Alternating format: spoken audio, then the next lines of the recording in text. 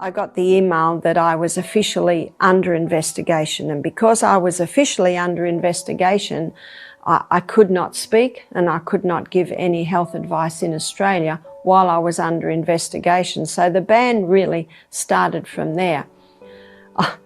I have to admit I put my head down and cried because I cried because of the injustice. The GC takes a stance against Barbara O'Neill. So this is coming from Fulcrum 7. I'm going to let my wife read here. And this is the actual letter. So let's make this one big enough so that everyone can see, so that nobody's saying we're saying things that we're not supposed to say. So go ahead. Adventist Health Ministries of the General Conference of Seventh-day Adventists sent out an update statement last year on Barbara O'Neill. After listing 9 reasons, Fred Hardinge concludes, "We are not able to recommend her as a speaker for churches or any gatherings." Here's the GC Health Ministry statements with various highlights. Over the past 4.5 years, 4.5 years, I have fielded many questions about this lady. As is often the case, she comes across as sincere, yet delivers a very mixed message with great confidence and authority. Some elements of her message we can agree with, but they get mixed with false and misleading ideas.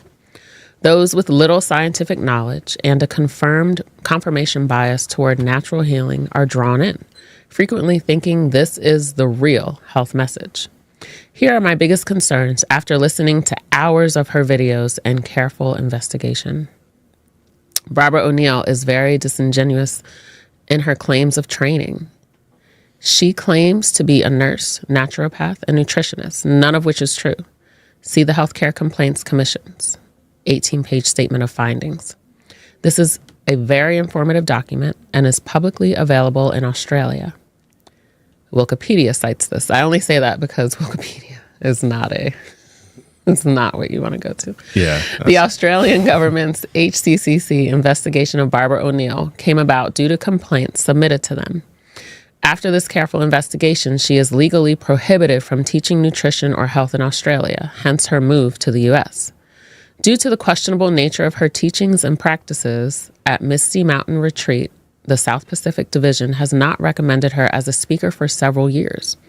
Much of what she communicates, for example, basic principles of a healthy lifestyle, is good to a point, but frequently the rationale for doing so is faulty, based on misinformation or pure scientific fiction. This is most likely due to her lack of training in the sciences and the biases introduced by naturopathic philosophy. Physiology, biochemistry, and nutrition texts will need to be radically rewritten if she were to be correct. 4, there is a common thread in her presentations of wanting to go back to nature and many references to the ancients, probably originating from her reading of naturopathic materials. 5, she is a strong proponent of detox, asserting that all the environmental poisons we are exposed to cause most diseases. She says they come from the foods we eat, cleaning agents, toothpaste, and many other scary sources. 6, she strongly supports a total vegetarian diet, but does not believe in fortified foods or B12 supplements. 7, she often implies that once you straighten out the lifestyle, all diseases, including CVD and cancer, will be cured.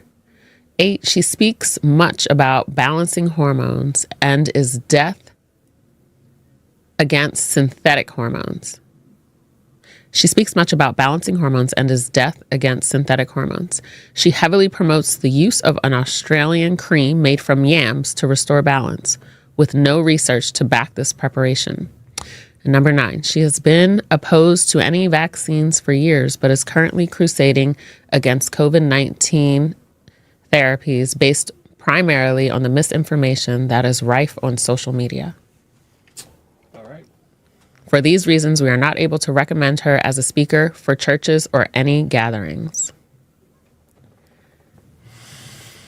All right. So this is coming from Fred Hardinge, Health Ministry, General Conference of Seventh-day Adventist Church. So it's good to know where the source is coming from. Mm-hmm. This is huge. What's your thought, Justin? This is a massive statement coming from the leadership, the health department of the leadership of the church? It is. It is. Obviously, with the authority that he has and the department, and obviously coming from GC, there's a lot of weight being thrown behind this statement. So.